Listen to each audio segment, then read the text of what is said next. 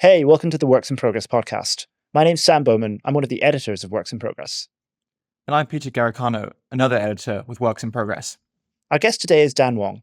Dan is the author of a new book, Breakneck, China's Quest to Engineer the Future. And I also recommend that listeners look up your annual letters, which are some of the best writing, full stop, but by far the best writing that I regularly see on China. They're absolutely fascinating, incredibly insightful. And your new book brings together so many of those insights, so many more. It's really well written. It's a great read. And I think it's going to be one of the most important books of the year. Dan, I want to start by asking about the different factions within Chinese politics and the Chinese Communist Party. We're often used to thinking of the CCP in the West as a kind of monolith, but in your book, you go into some of the different factions and some of the different ideological battles that take place within China. So can you start by talking to us about these? My simple model for thinking about the Chinese Communist Party is that it is a Leninist technocracy with grand opera characteristics. So it is obviously Leninist because it is led by a core cadre of professional revolutionaries that see their job as heaving the population into modernity and then some. It is technocratic because it has this heritage of the examination system that has been administered since the imperial times, that has really been boosted by the communist Leninist system. And it has grand opera characteristics because it is pretty practical until it collapses into the preposterous. And one of the points I make in my book is that there's a pretty thin line between rationality and irrationality. You can be enforcing pandemic controls, which are making sure that to break the chains of transmission, making sure that not too many people are dying, all the way until you get to a lockdown of 25 million people being unable to leave their apartment compounds over the course of 8 weeks, which is what happened to Shanghai in 2022. So, within this framework of a Leninist technocracy with grand opera characteristics, I think what we can have is some people who are a little bit more into the technocratic elements. And I would say that there's a core part of the Communist Party since Deng Xiaoping, brought China back from the brink from the Mao years, who are simply very interested in growth. These are people who are perhaps have more training abroad, who have spent some time in Europe and the US, who have a pretty keen sense that Japan, Korea, Taiwan have grown much more quickly than the People's Republic have. And they're really interested in just trying to drive a lot of growth forward. And then you have parts of the Chinese Communist Party, which are a little bit more into the grand opera tradition. This is where I situate Xi Jinping. So every couple of years, he will have a major celebration of the death of Karl Marx. And you can see this giant portrait of Karl Marx hanging in the Great Hall of the People. There's a lot of flags, giant red flags that is where it is garlanded by the Central Committee. And then if you take a look at some of the video footage of the party congress, which takes place every 5 years, really feels like a Wagnerian opera without all that noise. The political downfalls might well be greater. And so Xi Jinping is someone who I think has a very keen sense of pageantry. He has a very keen sense of the apocalyptic. He has a very keen sense that growth is not the only thing there is. There has to be some centralized campaigns of inspiration that really drive the people forward, really manage the propaganda well, really discipline the party. And so you can try to create these sort of factions of, here's a Beijing faction, here's a Shanghai faction within the Communist Party. The way I think about it is there's this tension between Leninism on the one hand and pro-economic growth on the other. And this is something that I find, you talk about people being forced to study Xi Jinping thought. And I'm really curious, what actually is Xi Jinping thought? Is it is there a there? How would a scholar of Xi Jinping thought try to summarize it for somebody like me who is almost completely unfamiliar with it? Some people study Xi Jinping thought because it's their job. I study Xi Jinping thought because it's fun. My simple encapsulation of Xi Jinping thought is that Xi Jinping is trying to achieve the centenary goal, which is encapsulated by the Communist Party, which is to achieve the great rejuvenation of the Chinese ethno-state by the year 2049, which is the centenary of the Communist Party's founding.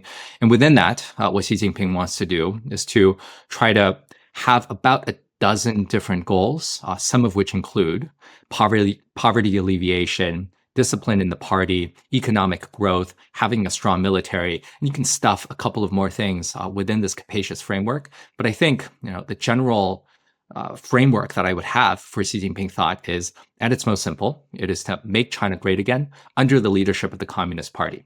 And maybe the emphasis should really be placed on Communist Party leadership rather than the great rejuvenation of the people, because if Xi has to choose, I think he will choose the party over the country. But he would like to have the Chinese people feel rejuvenated, whatever that means, but it has to also be under the leadership of the Communist Party. And does this include prescriptions about means, or is this focused on kind of ends and pragmatic about how China is supposed to achieve these ends? I think there has been a shift. The Previously, I think the Xi is kind of the third great ruler of China over the last 70 years. First great ruler of China was Mao Zedong, who ruled from 1949 to 1976, and he passed away. And I think Mao was first and foremost a poet. He was second, a great warlord, and third, a murderous dictator who plunged the country into all sorts of catastrophes over his years of misrule. And so for Mao, I think the project of the ethno-state, the project of the rejuvenation of the Chinese people was first and foremost an aesthetic project. A lot of what he tried to do was to create some sort of beauty as he understood it, in this sort of very bizarre literary theory lens of how to view the Chinese people. So Mao was first and foremost a poet and then a warlord. Deng Xiaoping was, a lot of these things as well, but he was much more focused on economic growth. He was very much interested in maintaining the primacy of the Communist Party, but he was able to relax a lot of these dictates and really try to focus on making China as rich as possible. And I think Xi might be somewhere in between. He cares about economic growth. He understands that growth is really important for the Communist Party in order to establish its legitimacy. He understands that growth is really important because that gives China much more space for maneuver in all sorts of things. He doesn't want to go back to poverty. But there is this, again, grand opera element here in which he cares about the way that China is achieving growth. And so I think there is an end of achieving the great rejuvenation of the Chinese nation. But the means also has to be there as well, where there has to be leadership by the Communist Party. There has to be some commitment to Marxism-Leninism. There has to be some commitment to the Confucianism that is endemic to Chinese history. And Xi really cares about the way that China grows rich. He doesn't want China to grow rich through the way that America has grown rich in the last 20 years, which is substantially driven by financialization on the one coast, Wall Street, as well as tech on the other coast, a lot of consumer internet represented by Silicon Valley. He wants China to grow rich by investing a ton in heavy industry in much more of a Soviet way. And so there is a means that Xi prefers. So a lot of your book is about the training that the leaders have had in the People's Republic. You make a big point of them all being engineers. And Xi himself is also a chemical engineer by training. But I'm kind of curious, how rigorous are these degrees that these leaders took? Like, how highly should we actually think of Xi's cognitive abilities, given that he studied engineering? Not terribly rigorous, especially not rigorous when Xi studied engineering, chemical engineering, in the years that he was in Tsinghua, which was at the tail end of the Cultural Revolution. So Xi grew up as the son of one of China's most important state leaders, who ended up being the party secretary of Guangdong province, drove a lot of liberal reform. But Xi's father was at various points out of the good graces of Beijing, and so he was sent away into the countryside. And Xi himself didn't have a very happy childhood because his father was purged for various reasons. But Xi managed to get into China's top science and engineering university on the basis of being a worker peasant soldier program. And so I think he was classified either as a worker or a soldier. I think probably more of a soldier. But this was a time when you didn't really have to get really good grades in order to get into China's top university. Later on, Xi had a degree in, I believe, Marxist economics. And so this is what his doctorate is in. So we have to call him, Herr Dr. Professor Xi, PhD. But this isn't in the sort of engineering that of the sort that you and I love. So I think a lot of the training of engineers in China's Politburo is frequently perfunctory at best. Many people who had engineering degrees never actually did any engineering projects. I believe Hu Jintao, the previous general secretary of the Communist Party, did actually help to build a dam. And his premier, who had training in geology, actually did some geological work. But it is a little bit unusual, and not all of them had done any sort of real engineering. But the way that I want to take this still a little bit seriously is that I want to say that the engineering culture, the engineering spirit, is at least somewhat endemic to the Chinese political culture that stretches back into imperial times. So the emperors, starting from the basically 0 BC and the first Chinese imperial dynasty, the Qing dynasty, they had barely hesitated to conscript a lot of people to build great walls or to build grand canals. These are fortification systems, these are hydraulic systems, really to try to conscript the population into building a lot of these really big mega projects that took centuries really to achieve. And a lot of these emperors also didn't really hesitate to completely restructure a peasant's relationship to her land. And so I think that China had been practicing a form of absolutism way before any European monarchs with the idea in the 17th century or the 18th centuries. And so they had been really practicing a sort of absolutism. And I also feel like China hasn't had the chance to develop very much of a liberal tradition, in part because the imperial exam system determined the status of a lot of the intelligentsia in China. And so, you don't get really far trying to advance through the court by advocating for constraints on the emperor. Generally, there has been some of a liberal tradition in China, but it hasn't been very vibrant. And that's in part because the court has completely captured the intelligentsia. And this is why we also have, just very extensive meddling in the lives of people over a very long period of time. But how important is, traditional Chinese culture to Chinese elites today? Are they embracing the heritage of the Qing? Are they reading the books? Is this like the Soviet Union in the 1940s when they re-embrace it as part of like a new nationalism? How much do they care about what happened before 1949?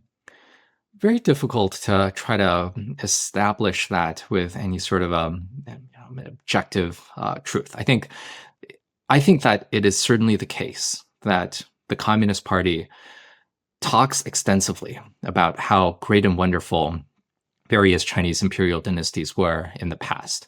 And I think for the most part, it is more than just paying lip service to the glories of past Chinese culture. I think there is some sense that the party wants to maintain the heritage of Confucius, maintain the heritage of Mencius, and all of these other Chinese philosophers. I think there is a sense that they really do celebrate some of these great books from China in the past. And I think it is a little bit more than, just any sort of lip service to past glories. Because if they don't refer extensively to past glories in China, what are they going to do? Talk about this German philosopher who is really important in the 1870s, who has this giant beard and who, had carbuncles on his face? No, that sounds really, really weird. Why would they be celebrating a kind of an imperialist foreign ideology? It's sort of Marxism that they, I would say, barely practice themselves anymore. They have to draw something more fundamental to that, and they have to draw on some sort of traditional Chinese culture in order to establish some of their cultural legitimacy.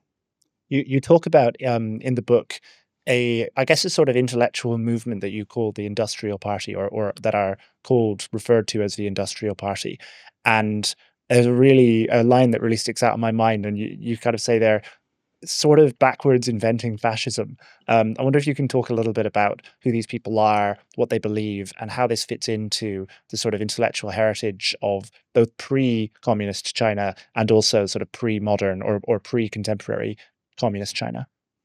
The Industrial Party in China is not a formal political party.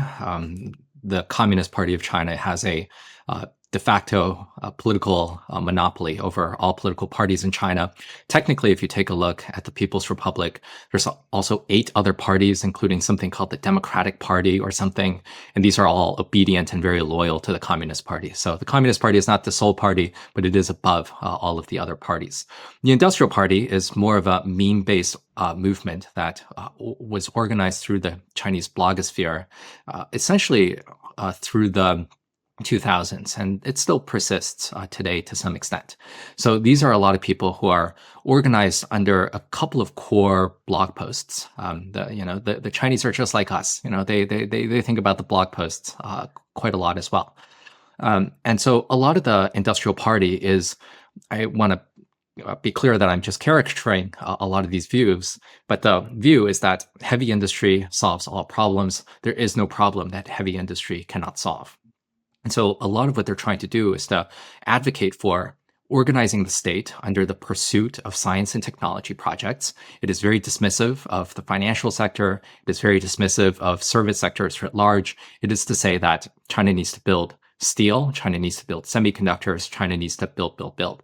Now, I think there is a popular encapsulation of this view that perhaps more folks have heard of, and that is the three-body problem.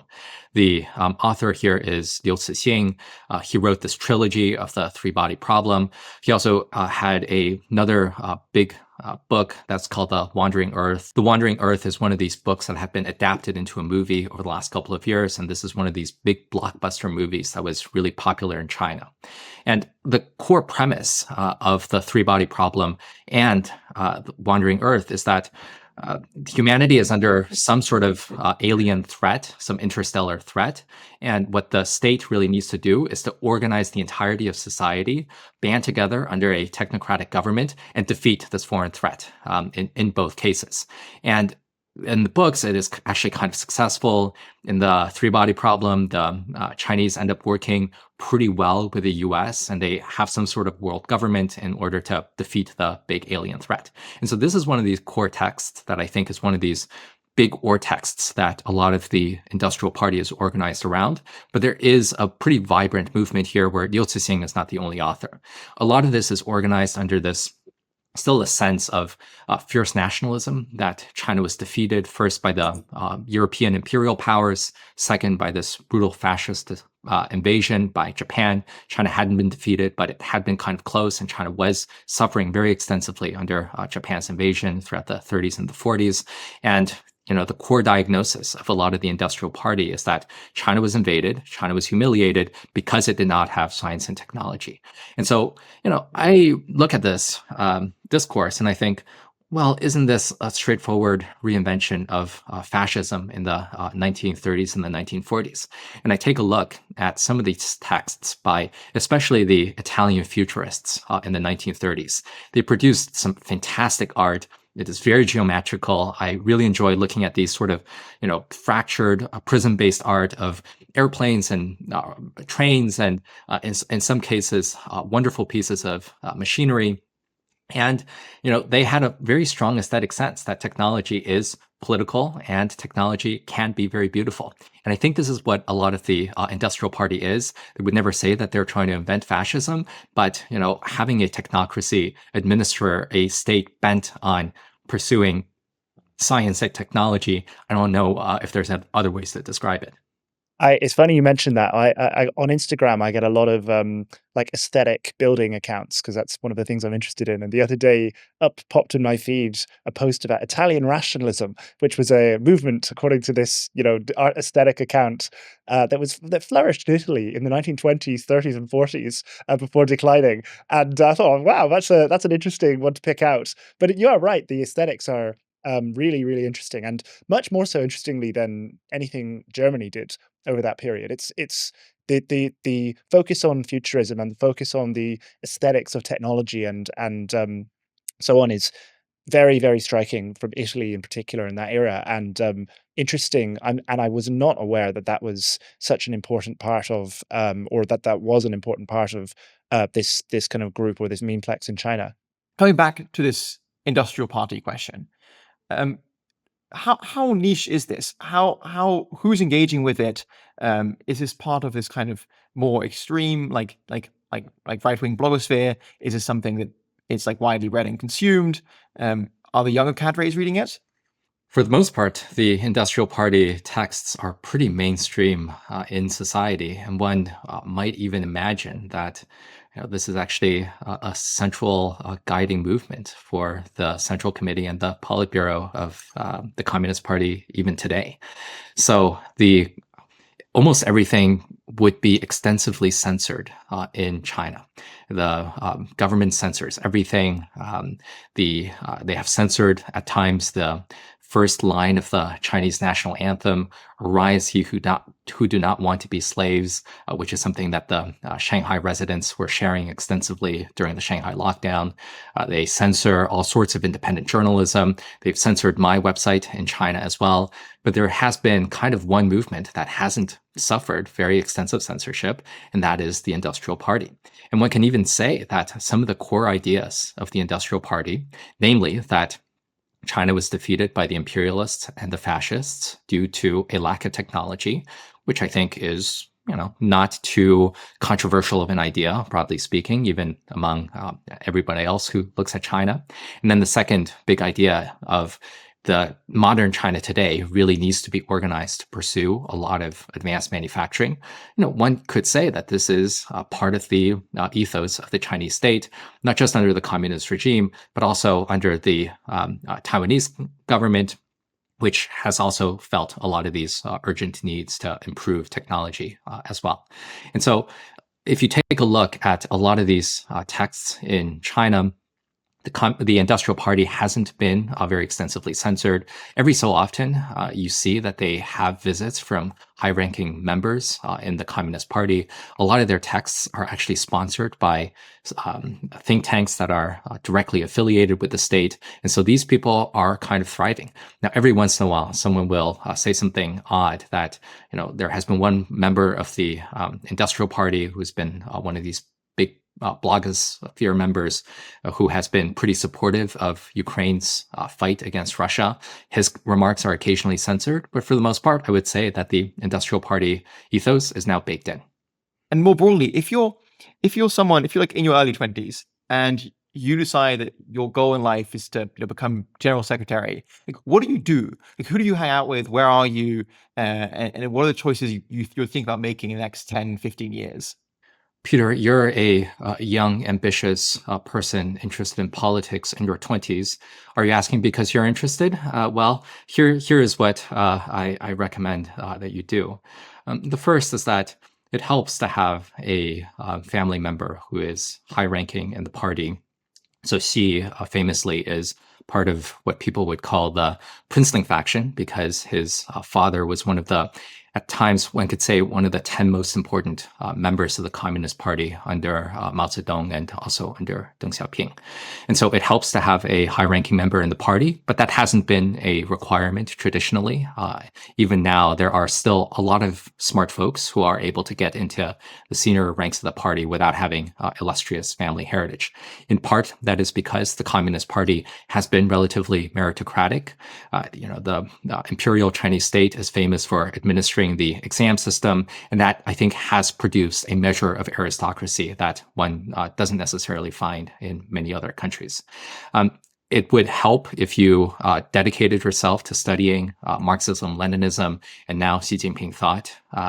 The Chinese are really looking constantly at selecting for the brightest kids in school and also encouraging them to become members of the Communist Party. If you're a bright young thing in elementary school, starting in elementary school in China, people might be given what is a kind of just a red silk scarf in which you are identified as a very smart young person. Your name would be a red pioneer. And starting from that point, your teachers would be looking out for the red pioneers and constantly encouraging them to go to the right schools, join the party, and then, doing the right thing in universities. If you do, in fact, join the party, maybe get an engineering degree in university, then you might be selected to test into the civil service system in China. And the traditional path for getting yourself raised throughout the party is first, you have to know where the political winds are blowing. The party state talks endlessly about itself. You can watch the daily newscasts. You can read the daily newspapers. You can read the monthly Party Theory magazine, which I did when I was living in China, which is a fascinating, fun magazine to look through called Seeking Truth. You read all of these texts. You try to figure out what Xi Jinping's next objective is. Xi Jinping is changing his mind quite a lot. He cares about poverty alleviation. 1 month, he cares about environmental issues. The other month, science and technology. The month after that. And so you kind of want to know where the winds are blowing. And then you dedicate yourself really to serving the party and serving the people. So one of the features of the Chinese communist state is that, for the most part, you're not allowed to administer your hometown or the region that you're from, the province that you're from. And so you don't have these phenomenons like in the United States where Joe Biden was from the Pennsylvania, Delaware area. These two states are right next to each other. And Joe Biden spent his entire political life representing Delaware before becoming president. In China, you're not allowed to administer your home province because starting from imperial times, they have been nervous that you could develop some factionalism within your own state. And so if you're from the Northeast, you would be rotated to govern a state in the Southwest. So you start from the village level, you try to get promoted into the third tier city. To be clear, like if you are 25, if you're just out of university, you'll apply for a job with the party and they'll give you a village to run. Like is that how this works? That's right. You're probably being sent to the villages. That is a sign of trust within the system that you're expected to administer some of the poorest places in China, and that is where you prove your chops to be able to develop your life. And you can't run, the party, you can't run the country without having some experience in a pretty poor part of China. That is true for Xi and his predecessor Hu Jintao as well. So you start on this party level. You might get into a third tier city next, and then you might be asked to be the party secretary of a state-owned enterprise. So this is a telecoms company, an aviation company, an energy company. You might be tasked to run perhaps a think tank. One of the all think tanks are, of course, subservient to the Communist Party. And so maybe you'll be expected to administer a think tank, administer a party school, and then you're off to the big leagues to run a city as important as Shanghai or Shenzhen. And then you might be inside the central committee by the time that you are in your 40s or 50s. And then after that, you might have a chance to be general secretary of the Communist Party. How much and how does the CCP tolerate or encourage useful dissent and debate internally? I don't mean questions about whether the CCP should run the country, but I mean questions about, which taxes should we raise? Or, should this dam that we're building be this large or this large? Or should we be investing in solar? Or should we be investing in nuclear or hydro? How do they encourage that?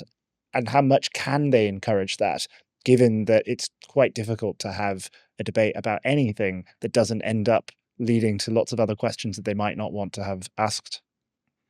That is framing the question exactly right, because, where is the line between technocracy and politics? That line could shift very, very easily. And one of the problems of autocratic systems is that you never really know where that line will shift. And so at a first approximation, I would say that, the 24 men who run the political bureau of the Communist Party, the Politburo, are at a first approximation, perhaps the only 24 people in the country who are allowed to do politics. Everything else is about the efficient administration of their will that they will transmit down after they have settled matters of politics and ideology. And so a lot of these other things, I think China is broadly pretty meritocratic and also pretty broadly technocratic. You can't build a bridge. You can't build a subway system. You can't build a high-speed rail system without a considerable degree of rationality and a lot of technocracy. And this is, for the most part, I think Chinese are pretty good at this stuff. The subways work really well. Obviously, the fascists have a legendary way with trains, and I would say that the high-speed rail system in China works extremely well. Cities work very, very well. I am very, very fond of Shanghai. Shanghai has these big leafy boulevards. It has cafes all over the place. You're never more than 15, 20 minutes away from a subway stop. Shanghai had about 500 parks in the city in 2020. When I was living there, by the end of this year, it plans to have about 1,000 parks in the city. And so a lot of these ways, China is administered really well. When it comes to a lot of technocratic energy policy, a lot of their plans make a lot of sense to locate solar where it is, where the sun is most plentiful in the West, locate a lot of wind production there as well, build a lot of ultra high voltage transmission lines and build that into the coasts in a way that, you have all sorts of these strange issues that are preventing, rationality in the energy production systems in the UK and the US, that you don't really run into these issues in China. The problem, as you point out very well, Sam, is that many things implicate politics and you never really know where the line is going to be. It might be that you work on kindergarten education policy. Which year should children really start kindergarten? You might think that doesn't implicate politics at all, but then maybe that runs into some sort of a demographic issue, and you don't really know where these sort of lines are. And I think one of these challenges and ambiguities in autocratic systems is that, yes, you try to be technocratic, and in general, I think that China does a pretty good job, but politics pervades, and you never really know when you fall into the pit. Sorry, you mentioned the solar, they seem to be doing well, transmission, and they've built big infrastructure projects. But why do we believe that they are allocating capital effectively? Why isn't this going to be like every other centrally planned regime in history? And over time, they'll make more and more mistakes, and Xi Jinping has to decide whether to bet on computer vision versus LLMs. And over time, he's going to make more and more mistakes, and it's going to slow them down. Why isn't that happening here? The first thing to say is that China has gotten a lot of things right, I would say. That what is really important is to get a lot of things right, get a couple of big things right, and then you can make a lot of other mistakes. And even if they pile up, that's not so important. And so I really enjoyed the document that Sam produced about the comparisons between the UK and France.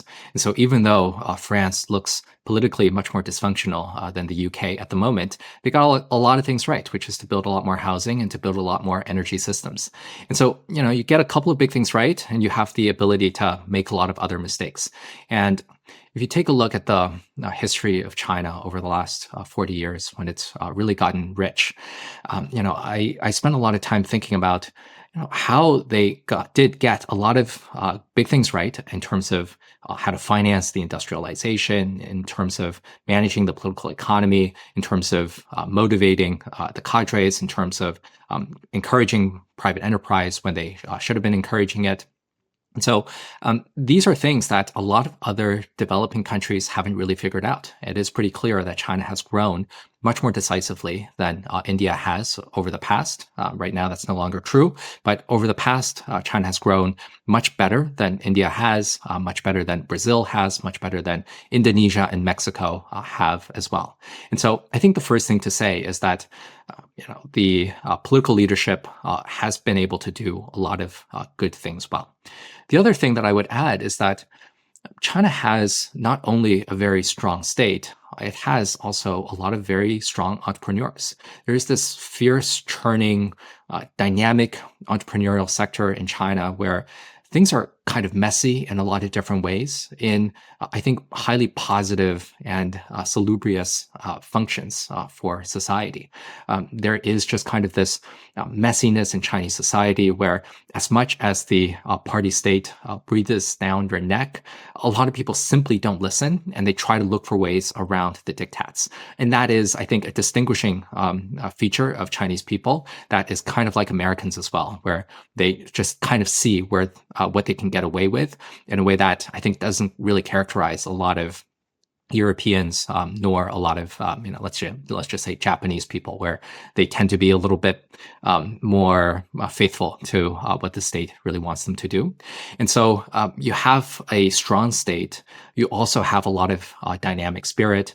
The state isn't always aware, maybe isn't even mostly aware of what the people are trying to do, of what companies are trying to do, and the state is has the adaptability, I think much more so than the Soviet system, of understanding when it has a success on its hands, like DeepSeek, and then really trying to co-opt that and to say, well, good job, DeepSeek, now you're part of us, and we're going to try to support you in many different ways. And I think, the other part that I would mention here is that maybe central planning will not work over the longer run. Perhaps that is even the most likely scenario. But if you are able to just stay on your feet and not collapse in any sort of a big way, maybe you can hope that your adversary collapses more quickly than you can. And so Napoleon's great phrase here is that the game goes to he who does not lose.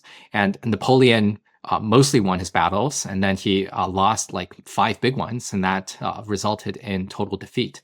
And so I think one of the big hopes of China today, as well as Russia today, is that, well, maybe we will eventually implode, but let's hope that our adversaries in the West implode faster than we can, because they have all sorts of problems themselves. I think that is a hope. That's not a strategy. But we can't always assume that it is going to be the central planning autocratic power that will fall first. Maybe others fall first. This is one of the really central themes of your book, that the sclerosis, and you focus on the United States, but clearly Europe has this sclerosis even more so than the US does, of the West, which is something that most of us are used to talking about in fairly insular terms. We're usually used to talking about the problem with housing supply being constrained in California being a problem for Californians, or more broadly for Americans, or people who'd like to move to California. The book really refocuses that and puts this in terms of sort of great power competition between the US and China. And I think it's a very, very interesting and novel frame on what is called the progress studies or abundance agenda type debate. In looking at China and looking at what China gets right, did you come away with, or have you come away with, new feelings about how to solve some of these problems in the Western world? Or do you think that there basically isn't anything we can take from China, like it's just too singular to China itself, and we can't really take any leaves out of their book, or wouldn't want to take any leaves out of their book? I think I want to split the West into, let's say, 2 different blocks. The first block is the United States, and the second block is Europe, UK, and maybe I'll throw in Japan as well. Untraditional choice for the West, I grant, but what separates the West, just not by democracy, I would say, is that the Americans are dynamic. They know how to grow, and the others do not. And so that is kind of my rough and simple measure for thinking about things. In the first page of my book, I say that Europe and Japan are made up of these mausoleum economies. And I think that what really unites Americans are the Chinese. And I think these are the 2 most alike people in the world. These people look for shortcuts. They have a sense of the technological sublime. They have a sense that they are great powers and that every other country needs to fall in line. They have pretty strong states, but also states that can't really control what's going on in their own borders. This Chinese not very well, to say nothing of the Americans. And so, I think that the Chinese and the Americans are both really dynamic peoples. And the other way that I think the West should be split between the US and everywhere else is that I think the US used to be an engineering state itself. And I think certainly it is the case that Europe and Japan were engineering states. But I have a sort of a sense that the Americans have more ability to achieve engineering once more. And so the US had these two great growth spurts in terms of physical construction. There was a big growth spurt in the second half of the 19th century when the elites really built a lot of infrastructure, transcontinental railroad, all of these different canals, skyscrapers in Chicago and Manhattan. And then there was another big growth spurt during World War II and after World War II when they knit the country together further with highways. And then the lawyerly society took over in the 1960s.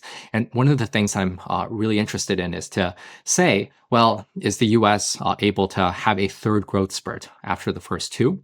And one of the things I also want to be very clear about is that I think the US doesn't have to imitate China. It doesn't have to copy China wholesale. It doesn't have to get to Chinese levels of construction cheapness. It doesn't have to get to Chinese levels of construction speed. Here's where I'll praise the Europeans a little bit. I think that it would be good enough for the US to get to French or Spanish or Japanese levels of construction because they are able to build high-speed rail systems and subway systems at pretty high quality, and you don't hear of massive trampling of human rights issues out of Japan or Spain. I think that is where the U.S. needs to be. But I'm much less optimistic about the Europeans writ large because I don't think that they will really have this dynamic spirit that the U.S. has some shot of achieving. If I may add to that, I was very struck because if I think like the engineering states in Europe, it's like Spain, Italy, and France are the three countries where I'm aware of that the leadership almost all have engineering backgrounds, and in many ways they've proven pretty good at public works. Spain has great rail networks and good highways, but if we think about like which economies in Europe are still dynamic and still innovative, I think of like the Danes, the Dutch, the Scandies. The Brits, of course, within Europe, I'd say are probably the most dynamic ones out there. What do you think explains that, Dan? I think there are certainly some engineering states in Europe. Maybe it is the case that the Netherlands are an engineering state because the country has been under sea level for a very long time. And so they have been, there's this term by a 1950s historian in the US named Karl Wittfogel called Oriental hydraulic despotism, that you had these giant states that are organized to manage water issues. So maybe we can throw in the Dutch as Western hydraulic, whatever it is, that have a hard time managing their water issues, though they're doing it quite well. I think it is definitely the case that Spain and Italy and France are pretty good, and they're pretty technocratic at building quite a lot of stuff, though they're not very dynamic. I think it's really interesting that you bring up the Danes as a potential success here.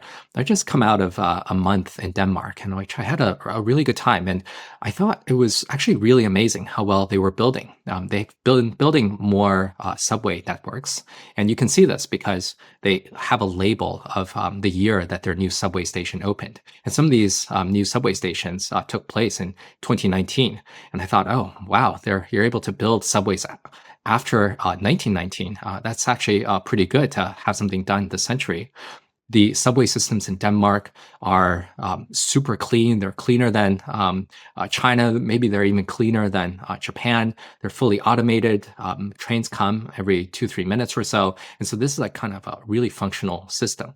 On the other hand, I wonder to what extent the Europeans are able to achieve anything beyond excellent provision of public infrastructure, because the continent as a whole, both of you know so much better than me, hasn't done terribly well in terms of a lot of dynamism.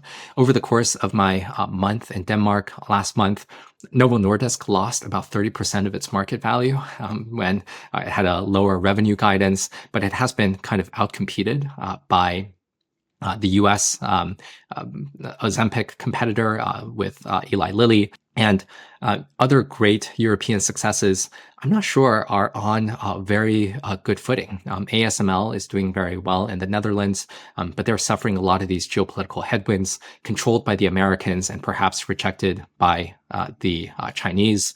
And the other issue broadly with European stock market is that a lot of it is held up by French handbags. And I wonder if the Asians stop buying all of these wonderful French handbags, to what extent European market values will collapse.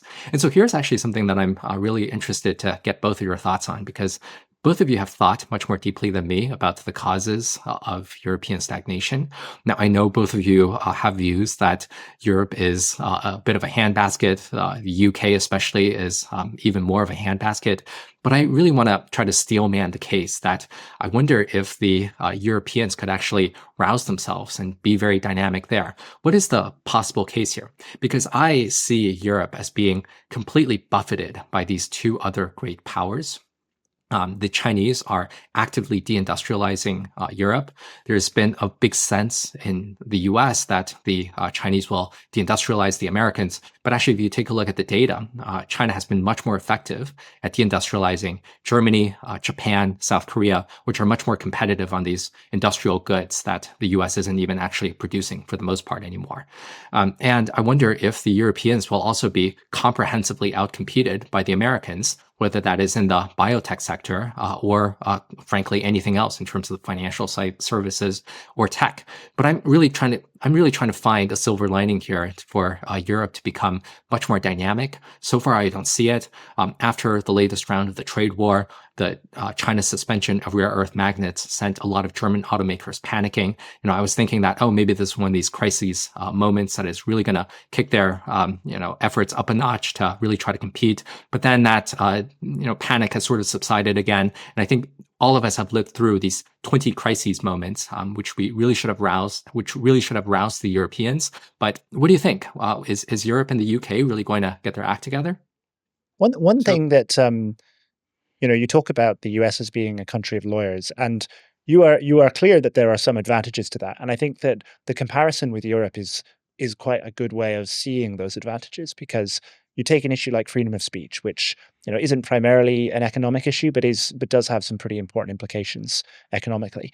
And the European approach to many issues is what I would call basically a regulatory approach, where you have a single technocratic body. It isn't focused on some sort of growth goal the way as maybe a Chinese equivalent would be, but it is focused on having a bunch of experts, supposedly experts, resolve on a situation, collect evidence, and make a decision, and for that decision to be basically unchallengeable. Whereas in the US, adversarial system, where there are courts and where there's a constitution that in practice tends to be very, very extensive, and the constitution in practice does in fact constrain the government in quite significant ways, you end up with outcomes that are much more liberal, for want of a better term, or much less prone to sclerosis than Europe has. So in that sense, the kind of lawyerly based society does have a win on the other kind of Western bloc, if not on the kind of Chinese approach, which has its own disadvantages that are pretty obvious, I think. What is the best possible case for European dynamism? So I think the case for Europe is twofold. The first is that a lot of the advantages Europe has are really, really hard to get if you don't have them. Europe is a very, very low corruption place. It has very, very strong, relatively to the rest of the world, private property rights. It has very, very, very good respect for the rule of law. It has not perfect freedom of speech, but it has much better freedom of speech protections than most countries and most areas in the world. All of these things are very, very difficult to create if you don't have them, and Europe does have them. Where Europe really struggles, and this is part two of the reason to be bullish on Europe, is on things that are really stupid and really, really self-inflicted wounds. So I think of Europe's problems as being maybe kind of 3 or 4 really big ones. And number one is, especially in the last 20 years, energy prices. And I think that has been largely self-inflicted by Europe's very, very enthusiastic embrace of what you might call kind of degrowth environmentalism. I think there are versions of environmentalism that involve more electricity output, more abundant energy, and can go hand in hand with economic growth. But Europe has instead gone for a version of environmentalism that has involved less electricity output, higher energy prices, and less overall industrial production. Europe also, despite its claims to having a single market and being this gigantic economic bloc, actually is not nearly as well integrated as a single economic market as the US or China. And Europe really is much more like a collection of 27 economies that have quite a good free trade agreement with each other than it is like a single country. So there's much less cross-border trade within Europe than you would expect from looking at it if the US was the same size in terms of its economy or population, or China. So there's actually much less trade within the European Union than you would expect if it was genuinely a single market. Third is something that Peter has talked about, and I want him to field this, but Europe's labor market regulations, I think, are its really, really fundamental kind of economic regulatory problem. I talk about housing shortages as being the really, really big problem that the US and the UK have, and I think that's true. I think that Europe does actually have some housing shortage problems, but much more important is how difficult it is to fire people, which makes it very difficult to hire people and makes it very difficult for companies to take bets. And that makes it much harder for them to be innovative. And then the fourth hypothesis that I'm less sure of, but I think there is quite a lot too, is that Europe has sort of inadvertently ended up with a much more highly regulated and much more constrained financial system following 2008 than the rest of the world, even though the whole world adopted quite similar financial regulations. Now, I heard Tyler Goodspeed, an economist, make this argument a few months ago, and his argument is that the structure of banking markets in Europe is such that most countries in Europe have a couple of big banks, whereas in the US you have thousands of small banks. And what this has meant is that all the banks in Europe have been held up by the strictest financial regulations. Intended to avoid another financial crisis, they may be very prudent, but they've made it much harder for those banks to lend to startups, to growing companies, and to innovative companies. And also on the demand side, on the company side, businesses are much more dependent on debt financing and on borrowing from banks in Europe than they are in the US. Something like 80% of European financing of companies in Europe happens via bank lending, compared to something like 30% in the United States. So these kinds of rules interact because companies are much more dependent on bank lending and because banks are much more constrained by them. And now, I don't think these kind of four factors are all of the problem by any means, but I think that they're probably the biggest problems. And the reason to be bullish on these things is that most of them are pretty straightforward to fix. It's challenging from a political point of view, but there isn't a mystery as to why European economies are so sclerotic. It's really just a question of how do we design policies to fix these things. Peter, do you want to add to that? Yeah, I mean, I subscribe to everything that Sam just said. I think the two things I'd add on Europe, one slightly less serious but still important, is Dan, you mentioned that they're dependent on selling handbags to the developing world as it gets richer. But there's a kind of a more serious underlying point here, which is basically for all of human history, or at least for the last 200 years, as a country has gotten richer, its inhabitants have decided to spend less time working and more time in Europe.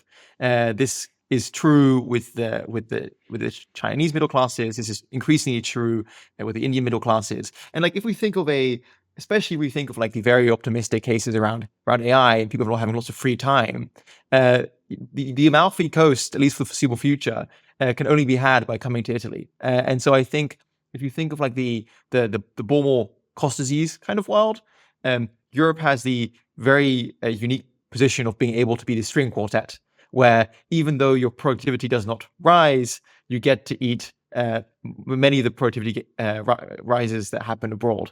Of course, that's not a very nice future, a very appealing future to many Europeans, but it's one I think which certainly places a pretty strong lower bound on how bad things can get. The other point I'd make is that if you actually look at levels rather than levels of change. Europe's economy, Italy, which is conventionally seen as one of Europe's worst basket cases, still has a GP per capita which is 3 times China's. Despite and if you look at adjusted for hours worked, the gap is of course even larger. And so, despite what we say about Europe's economic problems, vis-a-vis the rest of the world, it's still extraordinarily productive, has tons of human capital, and that seems like a success which shouldn't be kind of ignored. And this is something I also wonder a lot with China, which Sam and I were discussing before this call, which is if China had 300 million inhabitants, would we think of it as this great success story or this great challenge? It's no richer than Russia is, and we don't think of the Russian economy as a particularly impressive achievement. Could we just say that perhaps China's story is one primarily of scale, or is there really something to admire there as well? Well, I think there is something to admire in all cultures, even the culture of the Amalfi Coast. But I think you're right that scale is certainly a very big part of China's success. The U.S. had this big freak out over Japan in the 1980s, which looks pretty silly now. I mean, Japan is a third of the population of the U.S. and the ratio is growing smaller now every single year. But if Japan were 3 times bigger on par with America's scale, there would be something more to worry. I think the big worry that I have, which also flows into the European discussion, is that China is really big and it continues to gain in technological sophistication all the time. I've just had a piece come out in this month's issue of Foreign Affairs, which I point out that with my co-author Arthur Krober, that China's technological engine still has a lot of juice to run. That if you take a look at China's advanced manufacturing, pretty much their 2 big areas of weakness are semiconductors and aviation. I think they're making pretty good progress on semiconductors. They're making less good progress on aviation.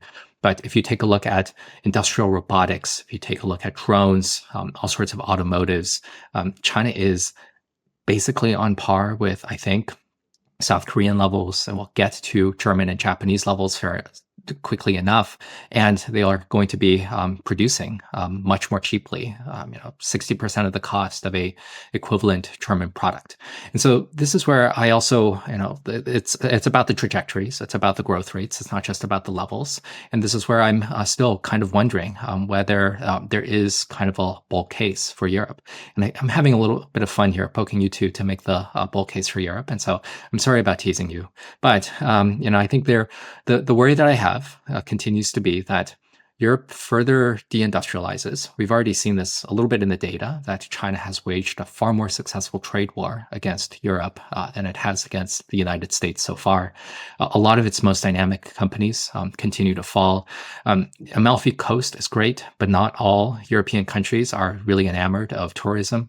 We've seen a lot of tourism restrictions out of Barcelona in particular, where it seems like the local residents just want to grab the violin and smash that string quartet. They're not really happy about this string quartet playing all the time. And there's quite a lot of European cities. I wonder if this is still the case in London, where average incomes are lower than average monthly rent. And I wonder how long these sort of things are going to persist. It's pretty clear now that the populist parties in Europe are all leading in the polls. Perhaps they can't all form governments. Perhaps none of them will form governments, but populism is now pretty baked into the continent. I'm not sure that these populists will really have the sort of technocratic solutions that are going to produce the energy or eliminate the labor restrictions. I don't see them doing that. And so is there still a bull case for Europe, given that politics are kind of challenging and that economically it seems like they're just getting outcompeted in all sorts of ways as well? So Dan, let me ask you about the deindustrializing point, right? So you make this point that China is going to converge on Germany and Japan very, very soon in certain manufacturing technologies. But I've had hard to reconcile with the actual stated level of development that people say China has, right? $30,000 GDP per capita. South Korea, which is another East Asian manufacturing powerhouse, is actually at parity in terms of output per head with many European countries. And so, how do we reconcile this idea that somehow China is going to eat our lunch, it's going to surpass us technologically, but also by most metrics of income and consumption and levels of like the individual wealth, they are still much closer to a middle income country than they are to their East Asian neighbors. How do you explain that? To answer the paradox, I think we have to determine what value we assign to manufacturing. And I think one could be a kind of a economist, I'll just say, to use a derogative word, and say that manufacturing isn't very important, which I think has been kind of the consensus among the profession for a while. And I take the opposite view, that production is really, really important. And I think this is something that the engineering state is more correct on, that manufacturing capacity per se is pretty important. And the manufacturing sector is not very large. It is not very large in China. Manufacturing value add of GDP is, I think, something like 31% or so. For the US is something like 13%, and for the UK it's just single digits. Let's not even go there. So if you think that manufacturing is important, which I do, if you think productive capacity is pretty important, then even though it is pretty small, the country that has a lot of it is going to be in a pretty good place. So even for highly industrialized countries like South Korea, where manufacturing value add is pretty high, perhaps on par with China, so I have to double check the figures. They are under a lot of threat from Chinese manufacturing. I think that China is simply climbing the same ladder of industrialization that South Korea climbed in terms of producing a lot of steel, producing a lot of ships, chemicals, semiconductors now. And once South Korea deindustrializes, it is going to be looking not so good anymore. And so a lot of what I've written about in my foreign affairs piece is that even if consumption in China is fairly limp, even if they are not going to be a financial powerhouse, even though they're not going to be a cultural powerhouse like the UK, they're going to have a lot of productive capacity, and that is going to matter economically as well as geopolitically, mostly for what it does to other countries, because they're going to deindustrialize, their economies are going to weaken, their organized interest groups are going to get more pissed off, and the politics will also get weaker as well. Is your view, could you talk a bit more about the economic model or the economic rationale of what you've just said? The geopolitical point I completely accept. Or at least I completely understand. If you don't have the ability to make airplanes and tanks and battleships, then you will find it difficult to fight people who do. The economic rationale there doesn't seem as clear.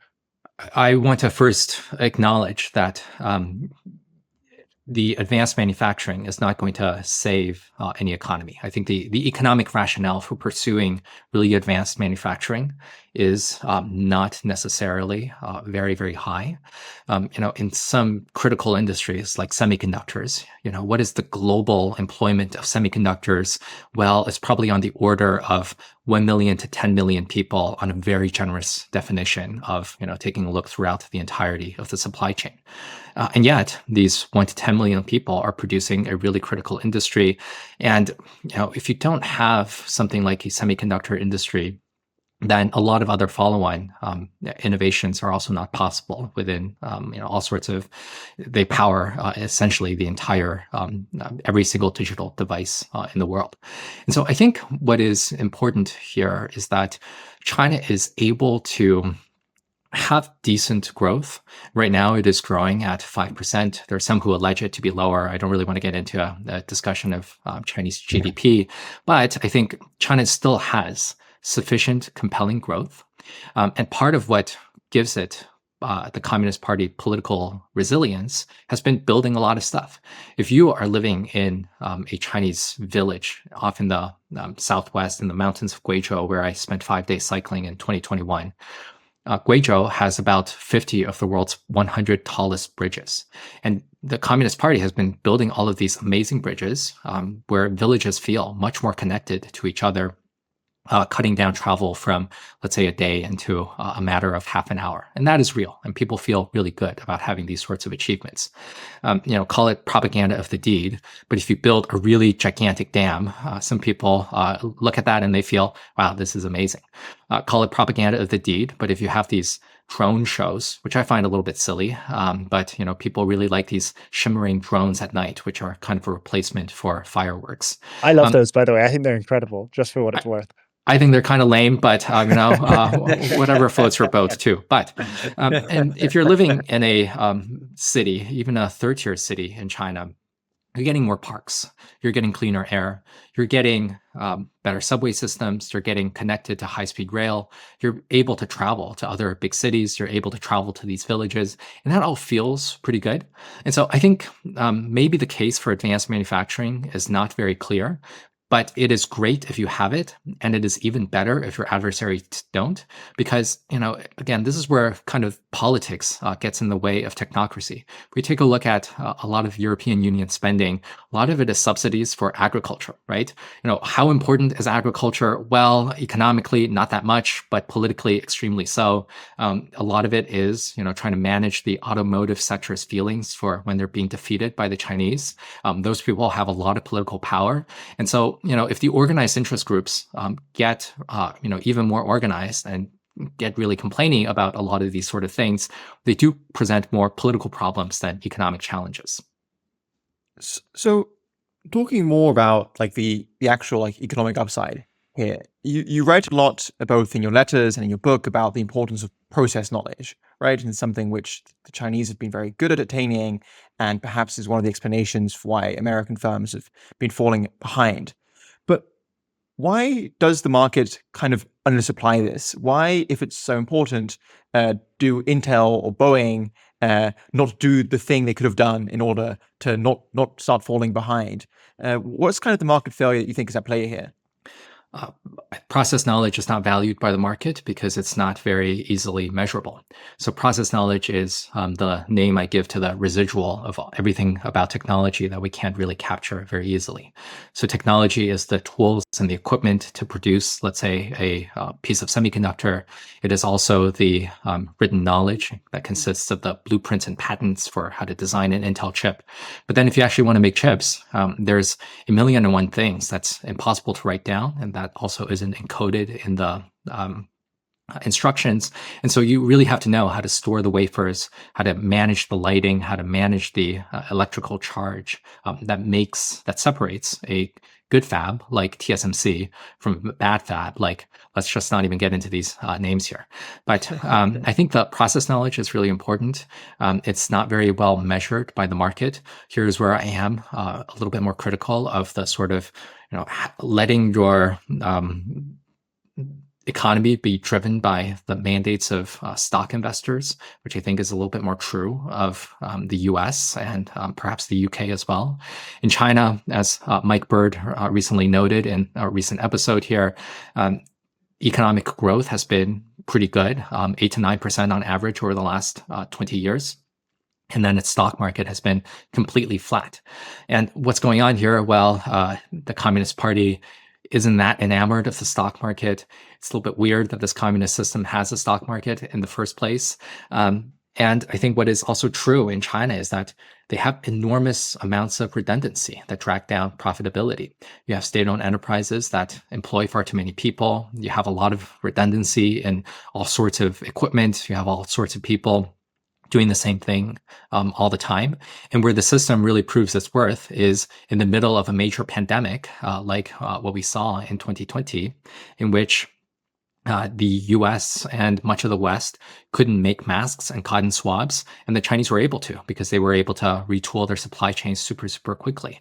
You don't have just-in-time production. You don't have slogans from Tim Cook saying inventory is evil.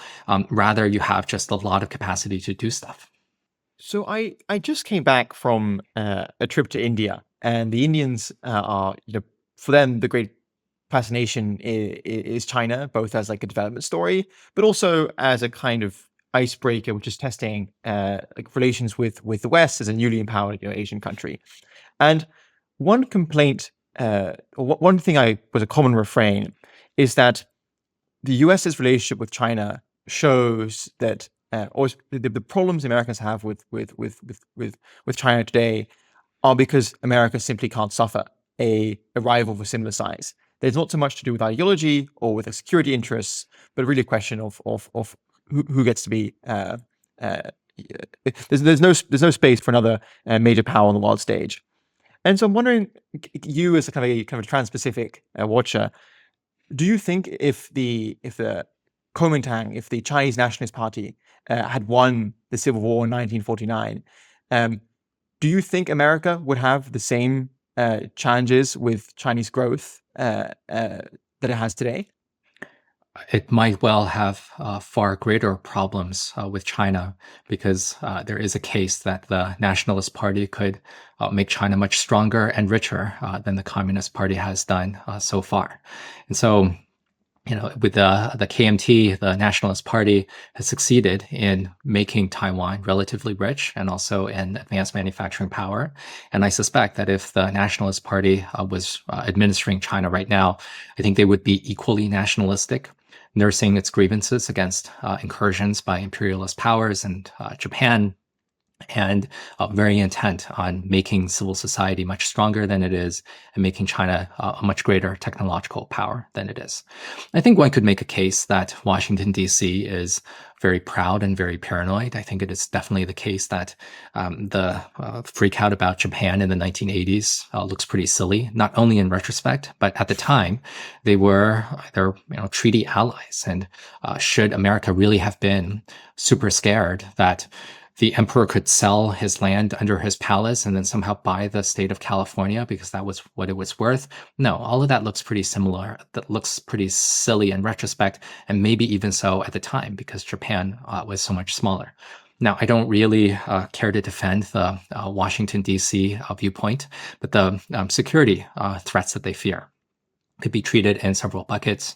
It could be the case that Beijing decides to launch a military conflagration over the island of Taiwan. In their words, liberate Taiwan into socialism.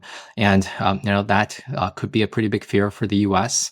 Because perhaps Beijing will move on to the Philippines and Japan next. Specialists discuss debate in the community whether Beijing really wants to seize the Philippines and Tokyo, but that is one of these fears of DC that is really hard to put to bed. One could fear that China will do unto Vietnam and Malaysia what it has done to the Cantonese in Hong Kong, which is to say that all of China's near neighbors must come to Beijing regularly and kowtow for the General Secretary's pleasure. And to the extent that threatens American or Western interests, that is a discussion point that you don't want the entirety of East Asia and perhaps the Asian Pacific under the sway of the Chinese, who are not very nice to a lot of its people in Tibet or Xinjiang or Hong Kong or really anywhere else, I would say.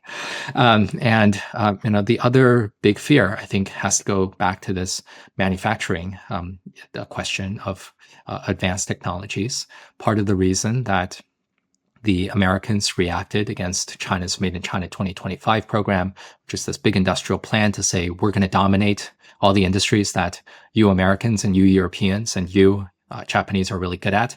We're going to do onto the semiconductor industry what we have done to the solar industry. The Americans said, well, we don't really like that. We lost and completely lost the solar industry, first to the Germans and now to the Chinese. And we rather like to keep Intel and Boeing, thanks. Now, the Americans haven't really run the Intel and Boeing very well. One might say that they ran them very badly indeed. But for the most part, I think it is right for these countries to defend their interests. So there is this sort of a, geopolitical question of not letting the world be administered from Beijing. There's this economic issue, and there is also the security issue. Again, specialists can debate to what extent the U.S. should really be motivated by all of these things, but I don't think that all of them are illegitimate concerns. We are coming up on time, and so with that quite chilling, from that quite chilling point, I want to ask something completely different, which is, Dan, you and I are both great lovers of Chinese food. You know a lot more about it than I do. the world has moved on from associating, Chinese food equals a version of Cantonese food. Some people know Sichuanese food, maybe a few other regional cuisines. Can you talk about, where you think an intrepid food lover should be looking at within China? What regions, what types of dishes that people might not be aware of, and also where, if anywhere, can they find those in the West, in the US, in Europe, wherever? My soul is very much sympathetic to the Southwest. So these are the three provinces of Sichuan, Guizhou, as well as Yunnan. So this is where my heritage is. This is the land that James C. Scott referred to as Zomia, highland Southeast Asia.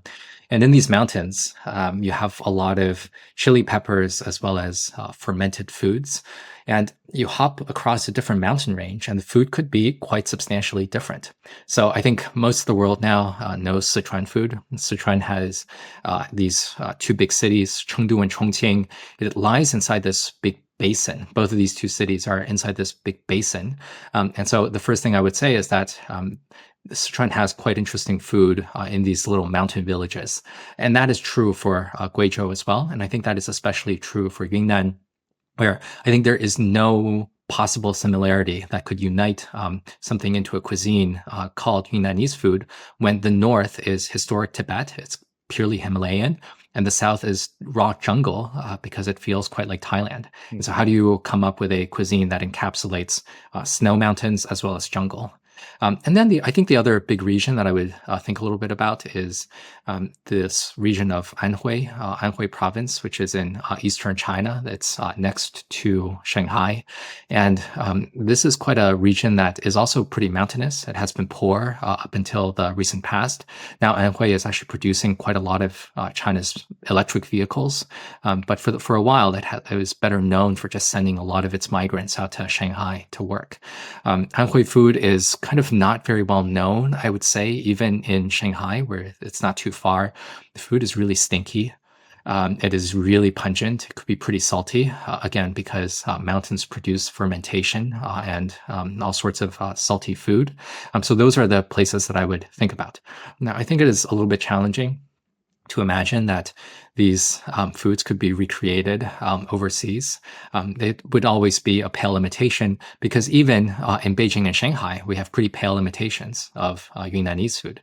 Yunnanese food is characterized by a lot of herbs. It's characterized by a lot of mushrooms, and these things don't ship very well, even across the country. And so usually when I'm in wonderful food cities like London, I try to eat all sorts of, Indian food or these other foods that I've been quite excited about when I was in London recently. Most of the time, I don't eat a lot of Chinese food abroad. But something I was surprised by was that in London's Chinatown, I saw recently a restaurant, I believe it's called Songhe Lo. We can put that in the show notes. But this is suzhou noodles. It is a really wonderful broth, and it has a lot of crab roe inside. And so I believe this is the first outpost of this big suzhou restaurant chain. They decided to put it in London, and so that's something I was really happy to see when I was there recently. I remember reading, in preparation for this episode, your most recent post again on your blog about your last trip to Shanghai, and you mention that you think that the food, while still brilliant, has gotten worse somewhat, and it's becoming more made for influencers and pictures, and it's less to be savored, which I thought was a very, very striking image. Yeah, and the really striking image is that Chinese people, especially younger people, if you go into a restaurant in China, almost all of them are looking down at their phones all the time. They're barely. Why is that? Why is influencer culture so much stronger in China?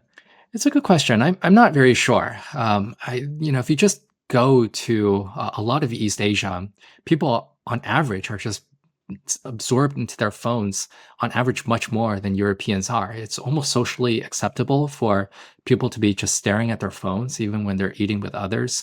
People are on their phones all the time when they're in the subway, not really speaking to other people.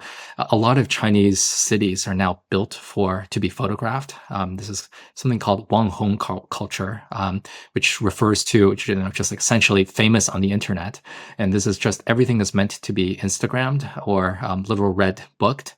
And this is just something that I find really bizarre about East Asia in general, and maybe China in particular, where I feel is a little bit worse even than the rest of East Asia. This is going to be a big area of disagreement between me and Sam, because he thinks the TikTokification is a good thing. But perhaps this is a Europe bull case, is the fact that that over 10, 15, 20 years, their brains will be slightly less fried if they manage to avoid this. That's right. I think that is one of these big, nice European bull cases. I think on average, Europeans have much better mental health than Americans. They may even have better physical health than Americans. I've married an Austrian, and I think there are all sorts of good things about just this sort of lifestyle in Europe.